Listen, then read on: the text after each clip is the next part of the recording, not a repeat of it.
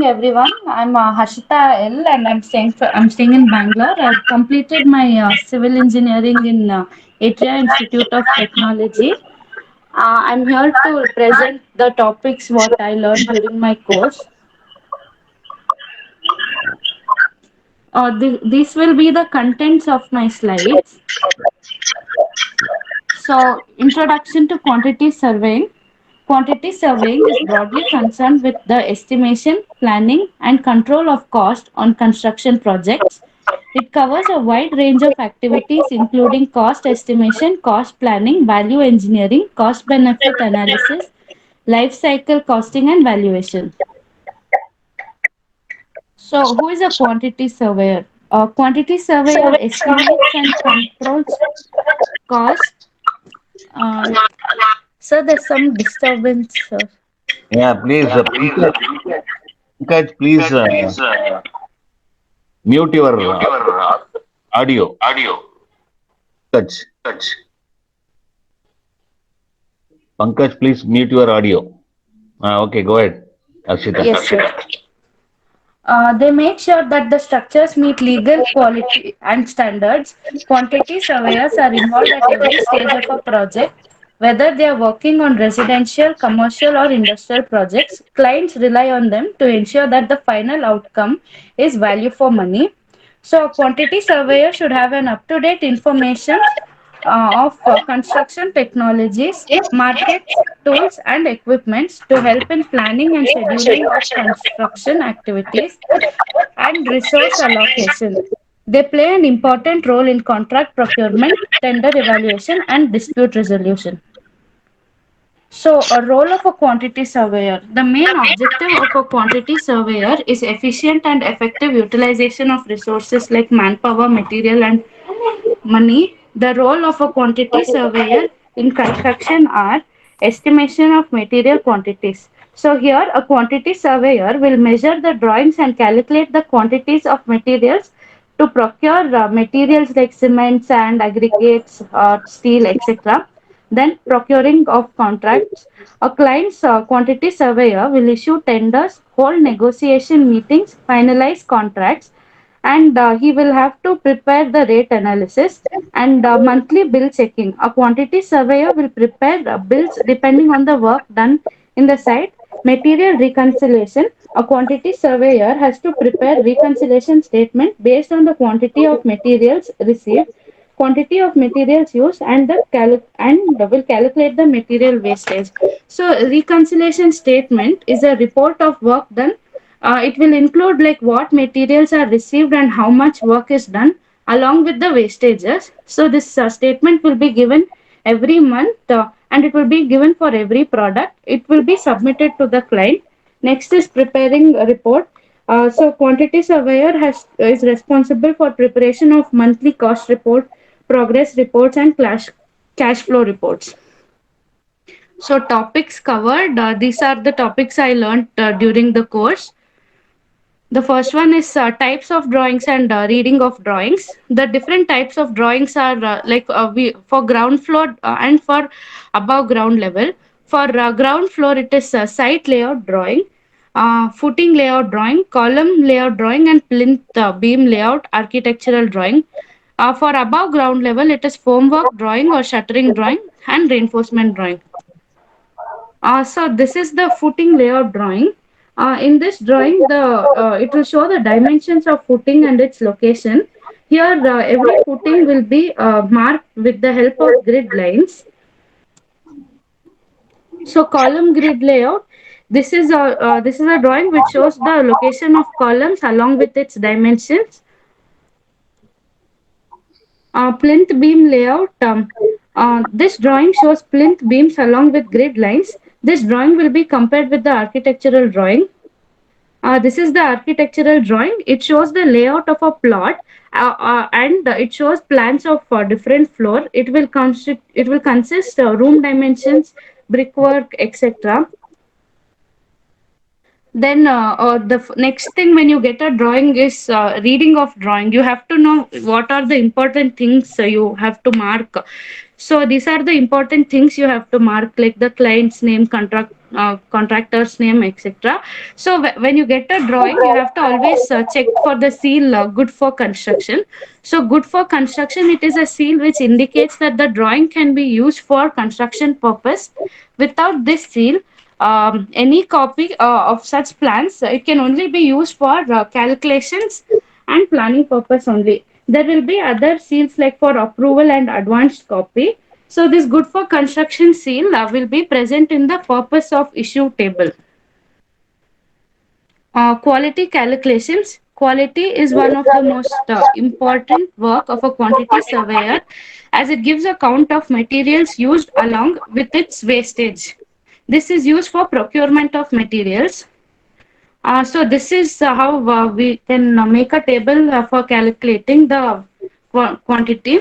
So here first in this description, F1 is the name of the footing, A1 and A4 is the grid line. So this is how you are supposed to note down things.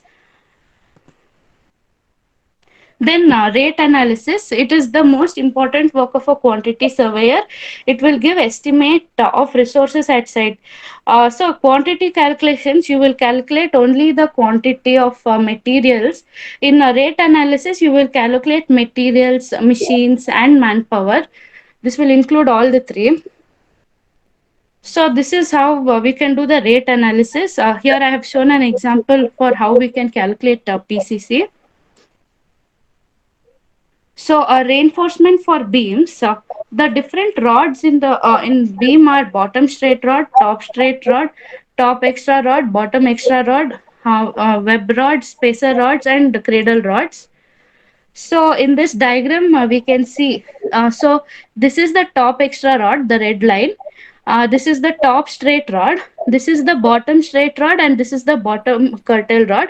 And these are the spacer rods. So I also mentioned about web or skin rods. These rods are used in hot places because because due to temperature difference, there will be tensile cracks developed. So we have to use there. The picture here I am showing is called the cradle rod. So this is like when a secondary beam is connected with the main beam without any column support, then shear will be created in this red portion. To avoid this shear rod, we will give this cradle rod. So as per IS standards, it should have a bend of 60 degrees. And also we have spacer rods. Spacer rods minimum it should be of 25 diameter. So this is the reinforcement for slab. So it contains main reinforcement, distributors, crank distributors, chair rods, top extra rods. So this is the chair rod. This is the top extra rod, and the circled ones are the crank distributors. See for slabs, this is how you're supposed to calculate. So these are the extra rods, the red rods, and the blue rods are the crank distributors. So if it is in a continuous region, so this length will be L by 5, and in the discontinuous region it will be L by 4. So whenever you get a slab drawing, you have to mark all the discontinuous and continuous ends and start calculating. This is how calculation will be done. So you can find the cutting length and also the number of bars. So staircase. Staircase is an important component of a building. So the slope of staircase will be 25 to 40 degrees. The thread will be minimum of 250 mm and riser is 175 mm maximum. So if suppose if thread is n, then risers will be n plus 1. So this is the drawing of the staircase. This is the landing slab and this is the finished floor level. This is the main rod and this is called scissor cutting here. This is the top extra rod. We can find the waist slab length by Pythagoras theorem. So Vastu. Vastu is science of architecture. It is traditional Indian system of architecture originating in India. So, the word Vastu means site or foundation of a house. Like whenever we go to a house, the main thing we hear is like Kubera Mula, Agni Mula, and all. So, I would like to explain it here like in north in the north part like mainly it can have open spaces and the living room can be there, bathroom can be there, entrance should be there, and even treasury can be there, but bedroom should not be placed. And then in the south it is mainly for bedrooms, staircase, provision room, entrance, but then in the south well should not be placed. And then in the west region, it is for bedroom, septic tank, overhead tank, dining, study, and toilets. And then east is for bath, then more open spaces, guest room, living room, and study room. This is called as the Vastu Purusha. So, bill of quantity. A bill of quantity is a document used in tendering in the construction industries. The bill of quantity is a document prepared by the cost consultant that provides a project specific measured quantities of the item of work identified by the drawings. It is one of the communication tool which connects the parties of construction project. BOQ is a schedule which categorizes details and quantities, the materials and other cost items to be used in construction project. So importance of BOQ. BOQ shall be used in every phase like pre-contract and post-contract of the project, but need of BOQ differs based on different contract agreement and project. Major uses are listed below. It provides the basic idea of the project by giving the quantities to tenderers. It defines the extent of work. It gives estimated or anticipated contract sum. It provides a basis for valuation of variation. So, bar bending schedule.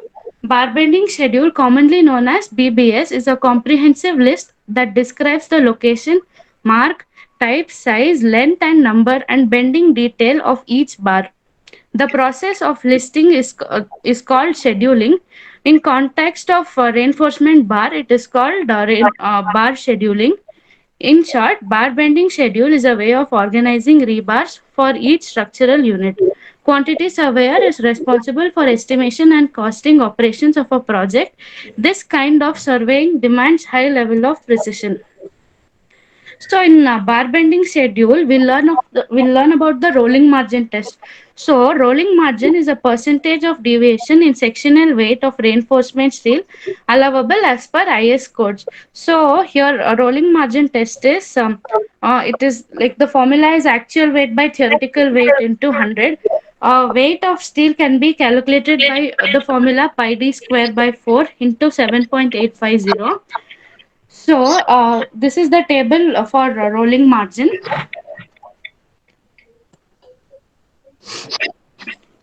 Quantity survey. Here we learned also about contract. So, a contract agreeable, enforceable, an agreement enforceable by law is called a contract. It is basically an undertaking by a firm or a person to do any work under certain terms and conditions. So this is the life cycle of contract. So first, contracts will be requested, then authorized, then negotiations will be made, approval, signature from the required authorities, obligations, and then renewal. Pre-contract.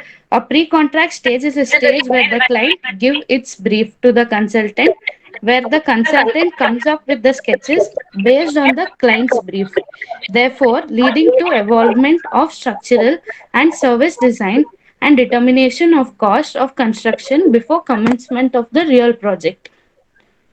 So the role of a quantity surveyor in pre-contract stage will be carry out feasibility study, preparation of tender document, bill of quantities, condition of contract, prepare the preliminary estimate of the client,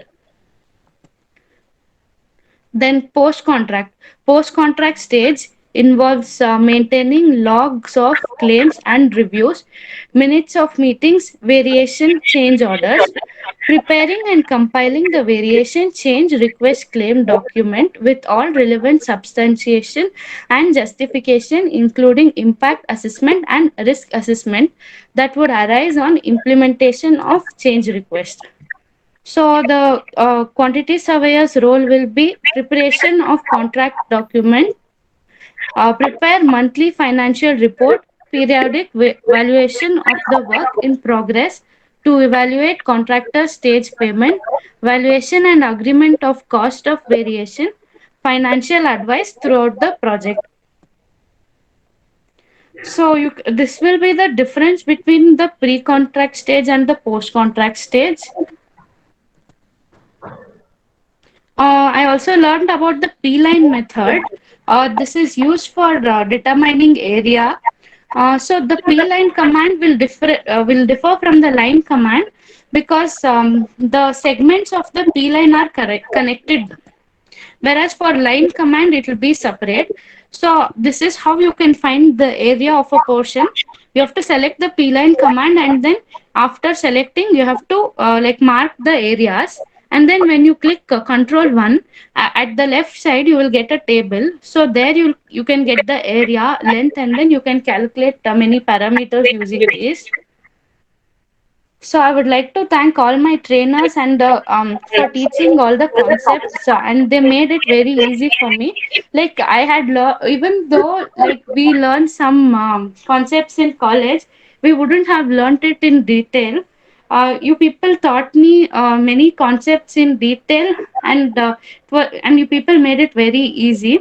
And then I would also like to thank all the CMTI staff for making my learning process more efficient and for clearing all my doubts, and then for sending many links and making me participate in this. I'd like to thank everyone for listening to this. Thank you, sir. Okay, thank you. It's good, very good. The